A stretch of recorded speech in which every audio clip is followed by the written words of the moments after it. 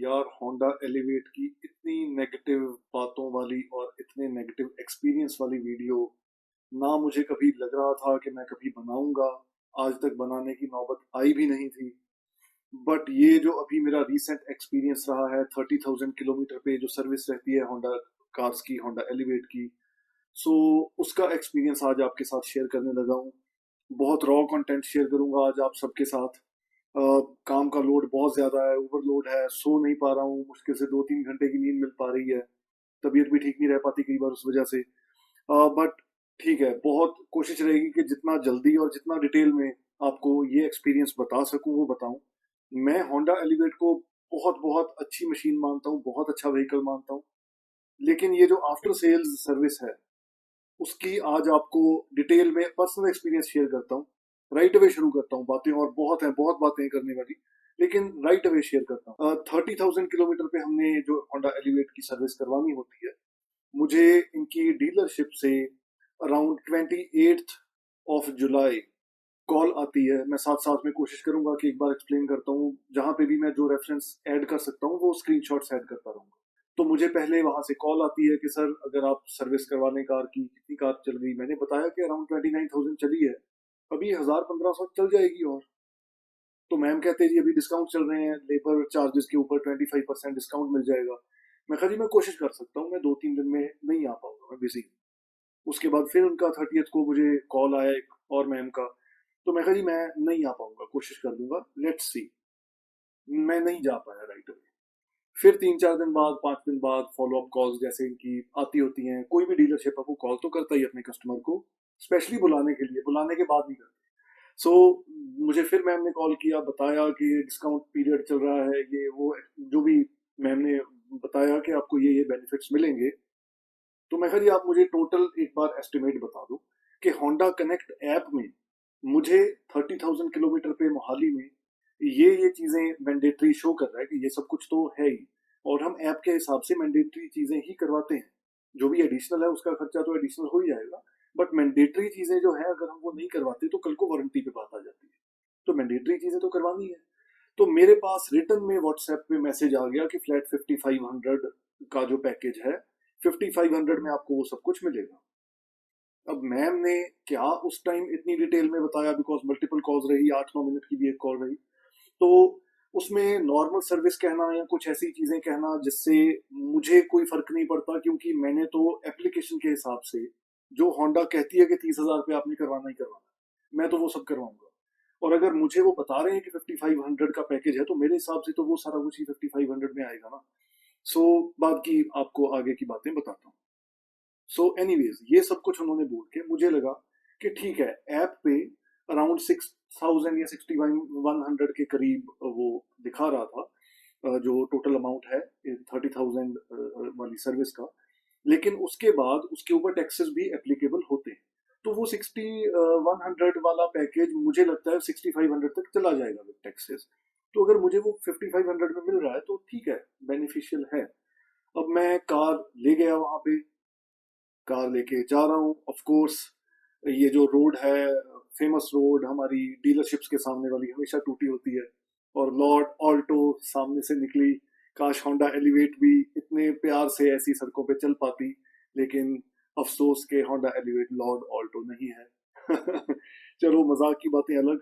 सो मैं 9 बजे से पहले एजेंसी में पहुंच गया, होंडा डीलरशिप मोहाली में। Harmony Honda I think full name है इसका। सो जब मैं वहां पे पहुंचता हूँ 9 बजे से ये 2-4-5-10 मिनट पहले, सो अब मैं वहां पे पहुंच के वहां पे एक मैम है। कोशिश रहेगी कि मैं नाम ना लूं किसी का। तो मैम है वहां पे, वो आए, कहते कि जी मैं आपकी सर्विस एडवाइजर रहूंगी आज के लिए, कि आप बता दीजिए किस सर्विसेज के लिए आए हैं। मैं उनके सामने बैठा, बता दिया कि 30,000 वाली सर्विस है। जो उन्होंने एस्टिमेट बनाया वो ज्यादा था। तो मैंने कहा कि मैम मुझे लगता है आपको ऑफर के बारे में पता नहीं, या फिर कोई ऑफर जो मुझे बताया गया है वो शायद आपको कन्वे ना किया गया हो। तो मैंने बता दिया उनको कि मुझे ये डिस्काउंट बताया गया था, 25% discount on labour charges. And total amount जो मुझे मैसेज में लिख के बताया गया था, मैंने उनको मैसेज पढ़ा दिया कि ये आपके यहाँ पे मैम है जिनकी मुझे कॉल आई थी, और ये उन्होंने मुझे 5500 रिटर्न में दिया है। अब मैम के पास इतनी अथॉरिटी नहीं थी कि ज्यादा डिस्काउंट कर पाए, और अमाउंट उतना आ नहीं रहा था जितना कम मुझे बता के बुला लिया गया था वहां पे। ऐसा कोई ऑफर शायद चल ही नहीं रहा था। सो उन्होंने जो अपने एक सीनियर सर हैं, इन इन दोनों ने बहुत ऑब्लाइज किया, बहुत कोशिश की कि जो बताया गया है वहां तक लाया जाए।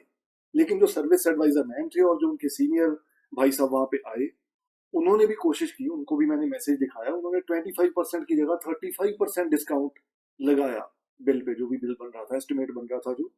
फिर भी अमाउंट 5500 तक नहीं आया। अब वो चाहे 5 रुपए ऊपर हो चाहे 500 ऊपर हो, एक एज अ कस्टमर भी फील बैड कि भाई हमें एक फ्लैट पैकेज बता के बुला लिया गया है, तो अब दिक्कत कहाँ आ रही है, प्रॉब्लम क्या है। एनी हाउ उन्होंने मेरे से जो इनिशियल, उसके बाद मैम ने बिना एसी फिल्टर या पोलन फिल्टर जो उस पर लिख के आता होता है उसके बिना मेरे से साइन करवा दिए कि जी 5000 कुछ बन रहा आपका। मैं कहा भी जो 5500 बन रहा था वो 5000 कैसे बन गया, ये कौन सा डिस्काउंट लगा दिया आपने। ठीक है।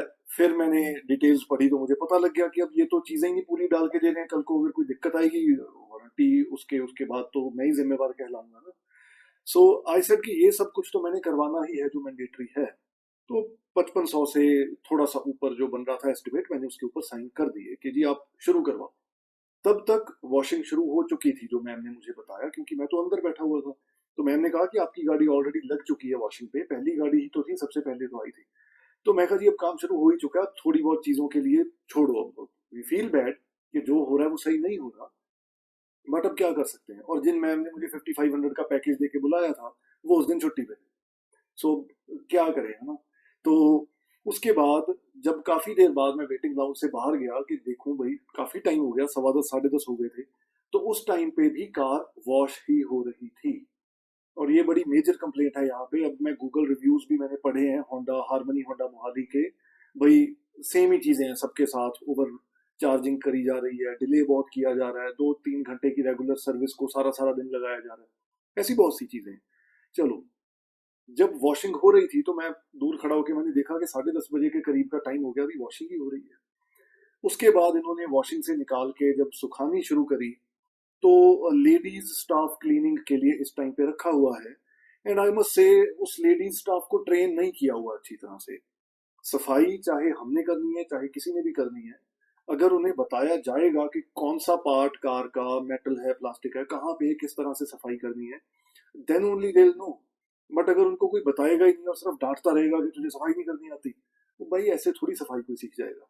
सो ऊपर से सिरेमिक कोटिंग करवा रखी है कार के ऊपर, एक्स्ट्रा पैसा लगा हुआ होता है। जब ये सारे क्लीनिंग स्टाफ ने कार क्लीन कर दी और वर्कशॉप की अंदर कार लेके जानी थी आगे सर्विसिंग के लिए, तो मैंने नोटिस किया बोनट के ऊपर बहुत स्क्रैच मार्क्स थे।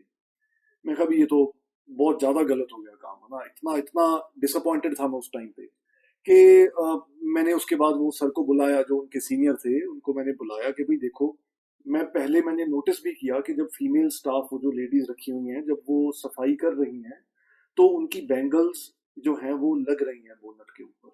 और जब हम साइड बॉडी साफ करते हैं तब तो बैंगल्स अपने आप नीचे लटक भी जाती हैं। अब साइड बॉडी अगर हम साफ कर रहे हैं तो बैंगल्स ऑटोमेटिकली नीचे आएंगी, लेकिन जो फ्लैट सरफेस के ऊपर कपड़ा मारेंगे तो वो बैंगल्स, अगर जेंट्स हम लोग कई बार कड़ा पहनते हैं तो वो कड़ा, या फीमेल्स बैंगल्स पहनती हैं तो वो लटकते हैं यहाँ पे हमारी रिस्ट के ऊपर। बोनट के ऊपर बहुत स्क्रैच मार्क्स थे। I was very very very disappointed. उनको दिखाया, मैंने कहा भी आप सीसीटीवी फुटेज चेक कर लो। ये मैंने अभी 1-2 महीने पहले तो सिरेमिक कोटिंग करवाई है, और उसके बाद तो अच्छे से एक बारी मुश्किल से कार धुलवाई होगी कहीं बाहर से, बिकॉज उसके बाद बारिशों का सीजन शुरू हो गया और मैंने बाहर से धुलवाई ही नहीं कार। पता था आगे सर्विस होनी है तब धुलवा लेंगे वहां पे जाके। तो मैं कहा ये तो सारे स्क्रैचेस यहाँ पे लगे हैं, सीसीटीवी फुटेज चेक करवाओ। अनदर बहुत ही अनसेफ चीज जो उसके बाद मुझे पता लगी होंडा हारमनी होंडा मोहाली की, मुझे कहते जी आप आके सीसीटीवी फुटेज देख लो, मैम दिखा देंगे फर्स्ट फ्लोर पे। वर्कशॉप के बीच में से फर्स्ट फ्लोर पे सीढ़ियां चढ़ के मैं गया, तो वहां पे जो मैम बैठे थे उन्होंने मुझे दिखाया, एक ही कैमरा लगा हुआ है एक कॉर्नर पे, और उससे बहुत दूर है सब कुछ। तो और उसका कोई जूम कैपेसिटी कैपेबिलिटी नहीं है, तो कैसे नजदीक से देखेंगे। उसके बाद जहां पे कार खड़ी करके, सो जो हारमनी होंडा मोहाली में आए हैं वो समझ जाएंगे, वॉशिंग एरिया से जब हम वर्कशॉप एरिया की तरफ जाते हैं तो वो बीच का जो पैसेज सा बना हुआ है, ड्राइववे कह लो, बालकनी टाइप बना हुआ है, थोड़ा सा वो एरिया है जिससे हम अंदर जाते हैं और फिर वर्कशॉप बनती है, खुला एरिया है वर्कशॉप का। तो वो जो एरिया है वो सीसीटीवी में कवर्ड नहीं है। जो मैंने पहले वॉशिंग का क्लिप दिखाया दिखाया अराउंड 10:30 बजे जब कार वॉश हो रही थी, वो अंदर का वॉशिंग एरिया भी सीसीटीवी में कवर्ड नहीं है। ठीक है। सो वो वॉशिंग एरिया अंदर वाला, उसके सिर्फ बाहर वाला एरिया कवर्ड है। जहां से कार अंदर जा रही है वो एरिया टोटली ब्लाइंड स्पॉट है, वहां पे टोटली अनसेफ। एक कस्टमर के लिए भी वो, अब मेरी गाड़ी के साथ अगर वहां पे कोई नुकसान कोई हुआ इनकी वजह से, तो मैं कैसे प्रूव करूंगा? मैं अपना कैमरा तो लेके नहीं घूम रहा 24/7, और इनकी सीसीटीवी सर्वेलेंस है ही नहीं है वहां पे। उसके बाद जो अंदर का वर्कशॉप एरिया है वो कवर्ड है इनका सीसीटीवी। तो जहां पे कार खड़ी करके सुखाई गई, जहां पे मैंने बोनट की वीडियो डाली है, जहां पे स्क्रैच मार्क्स वाली मैंने वो वीडियो बनाई, क्योंकि वो लाइट वाला एरिया है, वहां पे वेल लिट है। बाहर का तो इतना लाइटेड है ही नहीं है कि वहां पे हमें स्क्रैचेस इतने क्लियरली दिखें, जहां पे वॉश करते हैं। और अंदर का जो वहां पे इतनी लाइट नहीं है। सो उसके जब जब सीसीटीवी फुटेज देखी तो उसमें कुछ क्लियर था ही नहीं। तो हाउ विल एनीवन प्रूव कि इन्होंने ही किया है ना? ठीक है जी, चुप करके मैं नीचे आ गया। बट यस, थोड़ा ध्यान रखा बाहर आके कि बाकी गाड़ियां जो साफ हो रही हैं वो कैसे हो रही हैं। उस टाइम पे जो इनके क्लीनिंग इंचार्ज कह सकते हैं वो भाई साहब, और जो वो सीनियर थे जिनको मैम ने बुलाया था फर्दर डिस्काउंट्स के लिए और सब कुछ ध्यान रखने के लिए, वो भी, ये दोनों मेरे सामने खड़े थे, मैं 4 पैर पीछे खड़ा था। और जो दूसरी गाड़ी सूखे कपड़े के साथ साफ करी जा रही थी उन लेडीज स्टाफ की तरफ से, उन पे शरेआम चूड़ियां घिस रही थी बोनट पे। इन्होंने भी, दोनों ने देख लिया। फिर मैंने पास में जाके कहा कि जी अब तो आपको तसल्ली हो गई कि मेरी गाड़ी का तो नुकसान हो गया, सामने दूसरी गाड़ी का भी हो रहा है, दिस इज नॉट डन। वही जो क्लीनिंग इंचार्ज है उसने 2-4 उल्टा सीधा बोला लेडीज को कि तुम्हें करना नहीं आता, तुम्हें कितनी बार कहा है चूड़ियां ऊपर चढ़ा के रखा करो। तब तक लेडीज ने ऊपर करी, पर जब हम लगातार हाथ हिला रहे हैं, काम कर रहे हैं, कपड़ा मार रहे हैं किसी चीज पे, वो कोई भी चीज यहाँ पे टिकी नहीं रहती, वो फिर सामने आती है। एनी हाउ, काफी देर के बाद जब दोबारा उस क्लीनिंग इंचार्ज ने देखा कि चूड़ियां लग रही हैं उसके ऊपर, गाड़ी के ऊपर, तो उन्होंने फिर उनको लेडी स्टाफ को बोल के कह दिया कि आप प्लीज बैंगल्स उतारो, ताकि इससे और कोई फर्दर नुकसान ना हो। और मुझे उन्होंने आगे कहा कि देखो सर, अब हमने ना बैंगल्स उतरवा दी। मैं कहा जी मैंने तो कहा ही नहीं कि बैंगल्स उतरवाओ, ये तो आपका पार्ट ऑफ ट्रेनिंग है, आपने देखना है कि ये चीज को कैसे मैनेज करना है। और ये तो वही है ना कि निकी कर कुएं में डाल। मैंने मैंने तो आप लोगों को बता दिया और अब खुद का नुकसान करवा लिया। अब मेरा जो कार का बोनट है वो स्क्रैचेस से भरा पड़ा है, साइड बॉडी पे भी काफी जगह पे स्क्रैचेस थे। तो मैं कहा इसका तो अब आप कुछ करके नहीं दोगे ना। ठीक है, किसने कुछ करके देना था उसके बाद। सो ये ठीक है, जब तक ये कार उसके बाद क्लीन हुई, मैं अंदर बैठा हुआ था, इन्होंने मुझे कहा कि जी बाहर आके देख लो, कार क्लीन हो गई है। और जब मैं बाहर आया तो कार काफी आगे गेट की तरफ खड़ी हुई थी, और कार का जो पीछे वाला, ड्राइवर के पीछे वाली जो सीट होती है, वो दरवाजा खुला पड़ा हुआ था। पता नहीं कब से कार खड़ी थी वहां पे। हो सकता है कुछ 10-15 सेकंड पहले से दरवाजा खुला छोड़ा हो सकता है 2-4-5-10 मिनट पहले। तो जब उन्होंने मुझे बुलाया, मैंने बाहर आके देखा कि मेरी कार खड़ी है, दरवाजा खुला छोड़ रखा है एक दरवाजा। चलो, और जब मैंने कैमरा निकाल के उसकी वीडियो बनानी शुरू की, तो वो क्लीनिंग इंचार्ज भाई साहब भाग के आ गए, आके दरवाजा बंद किया। कहता जी मैं रिसेप्शन वाले दरवाजे के सामने आपकी गाड़ी लगाता। मैं कहा जी लगा दो।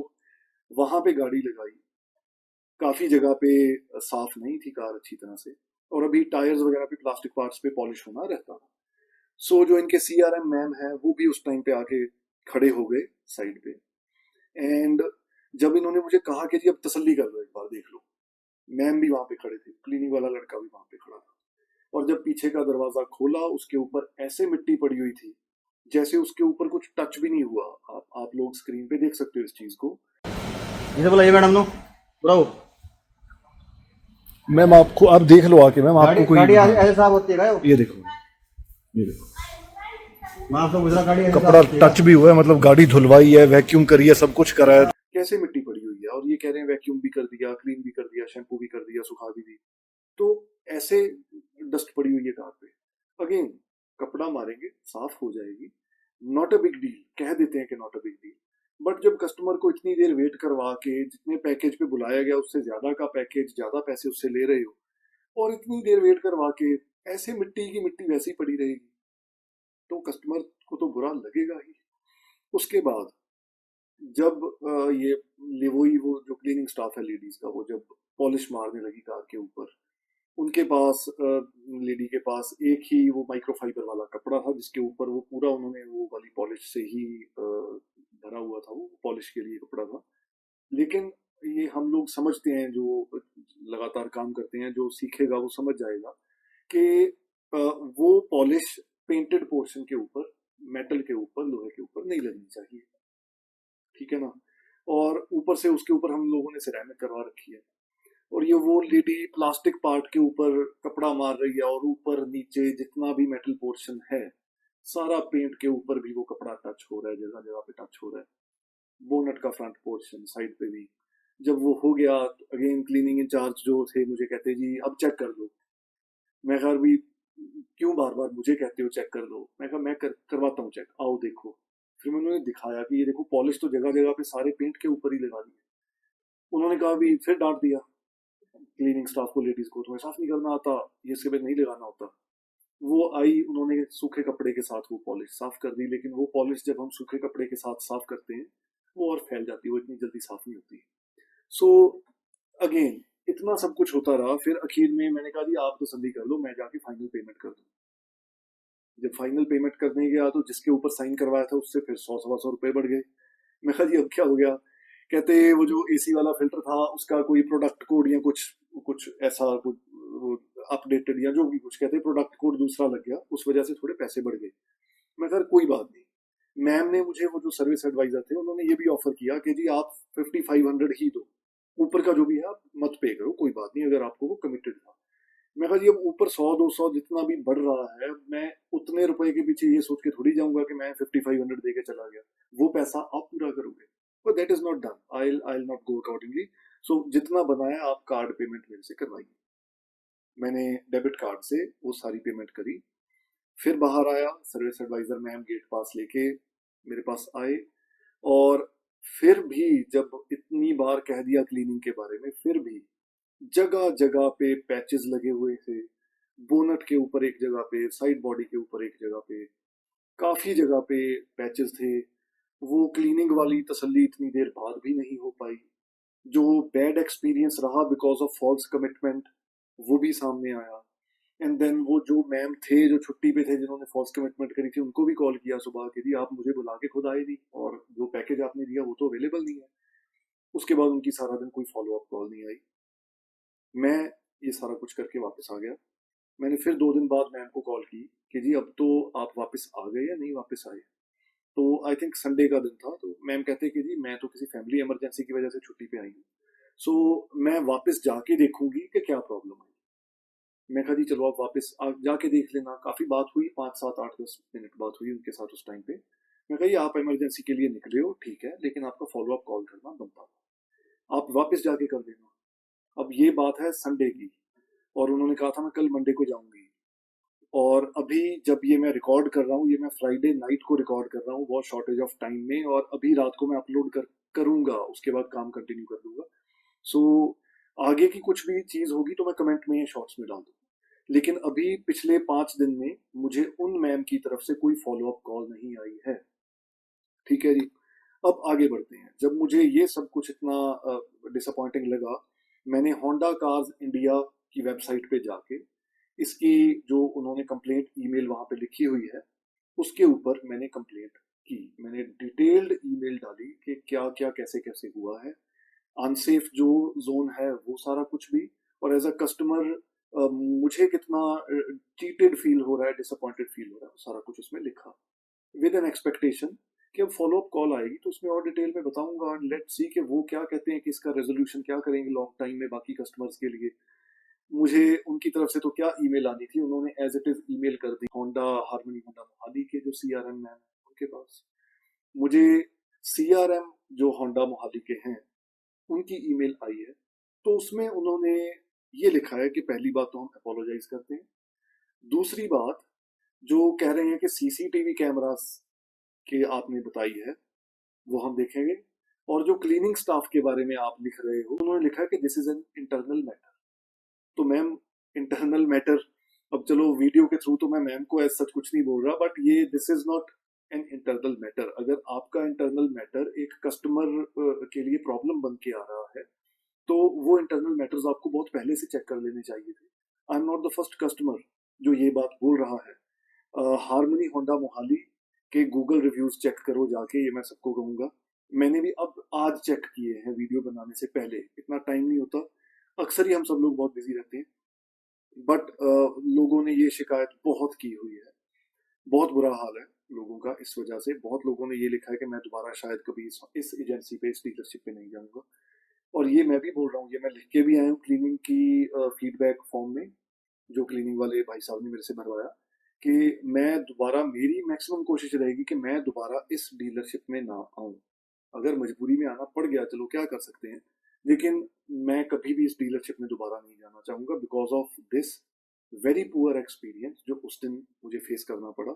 और फर्दर वो पुअर एक्सपीरियंस कंटिन्यू हो रहा है, क्योंकि होंडा कार्स इंडिया की वेबसाइट पे कंप्लेंट पे मैंने कंप्लेंट की, उसका एक कंप्लेंट नंबर बन के आया, उन्होंने वापस रीडायरेक्ट कर दी जो ईमेल है होंडा मोहाली में, और मुझे वहां से भी कोई फॉलो अप कॉल नहीं आया है।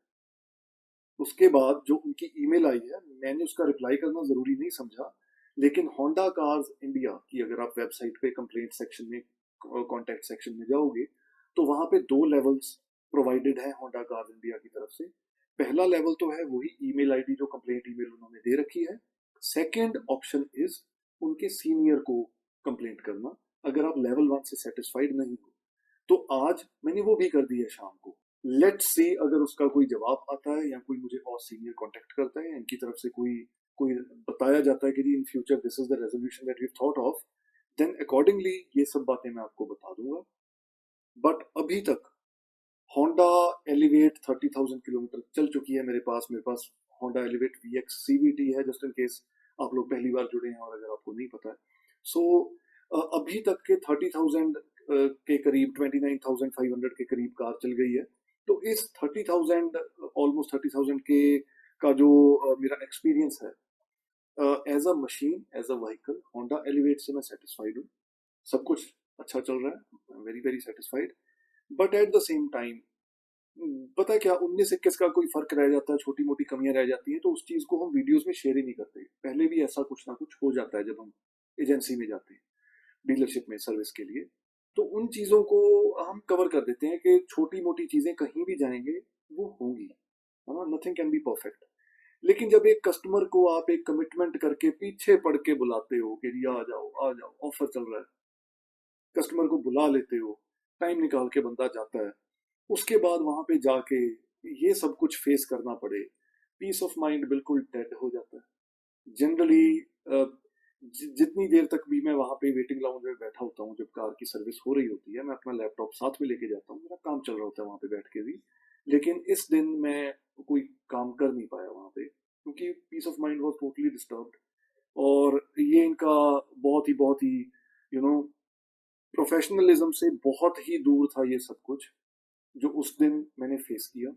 और इनकी टीम तो, क्लीनिंग टीम ने तो जो कुछ किया है वो आपके सामने है, उनको किसी भी तरह से सिखाया नहीं जा रहा।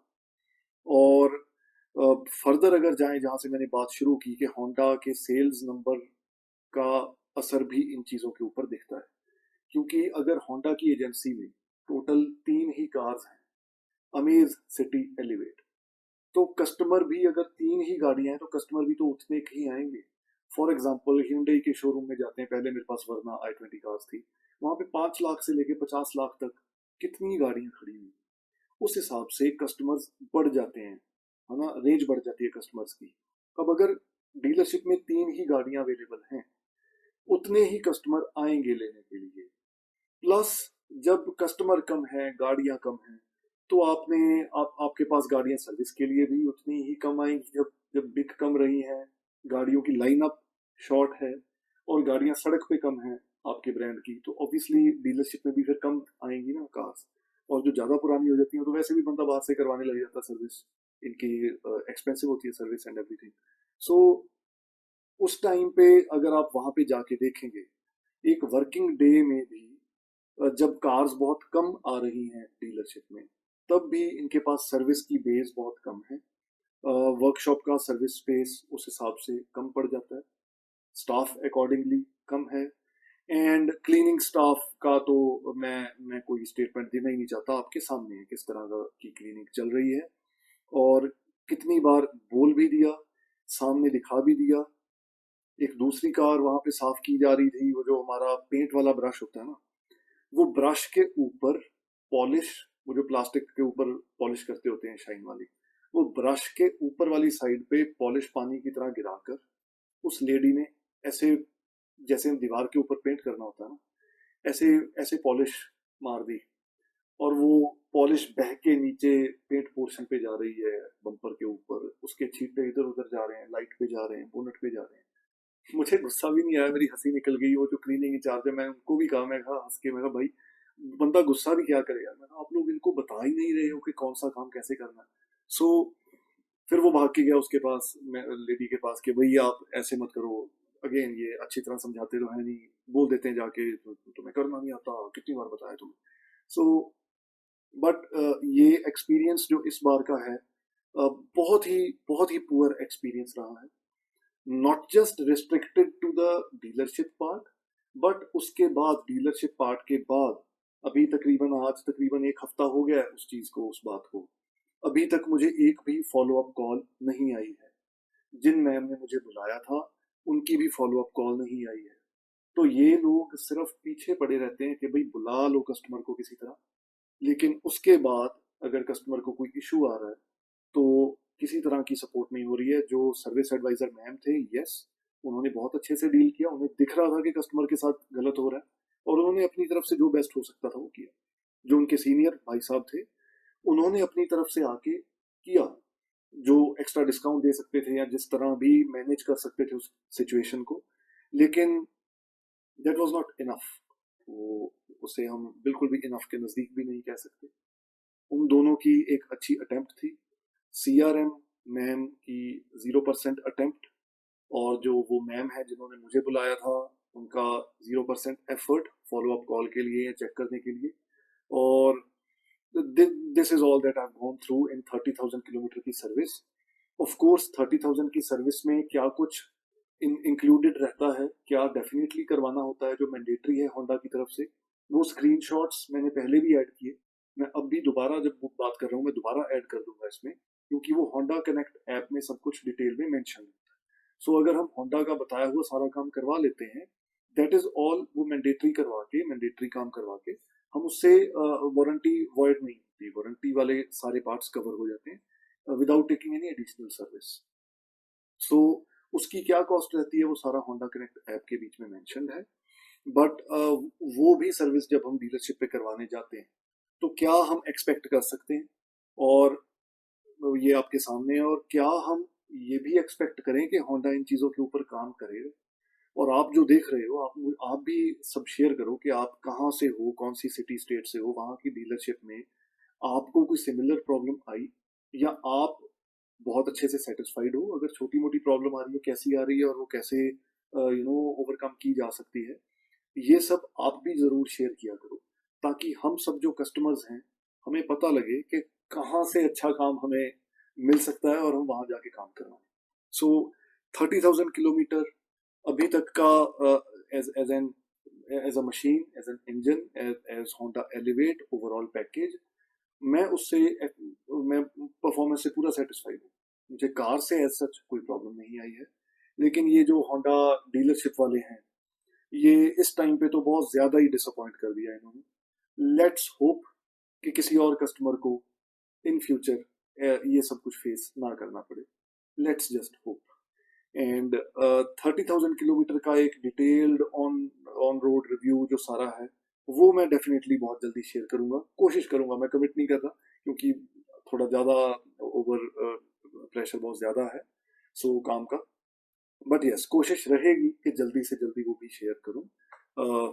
जुड़ने के लिए थैंक यू, एंड प्लीज़ अपना सर्विस एक्सपीरियंस या होंडा के डीलरशिप का एक्सपीरियंस ज़रूर शेयर करना। Take care.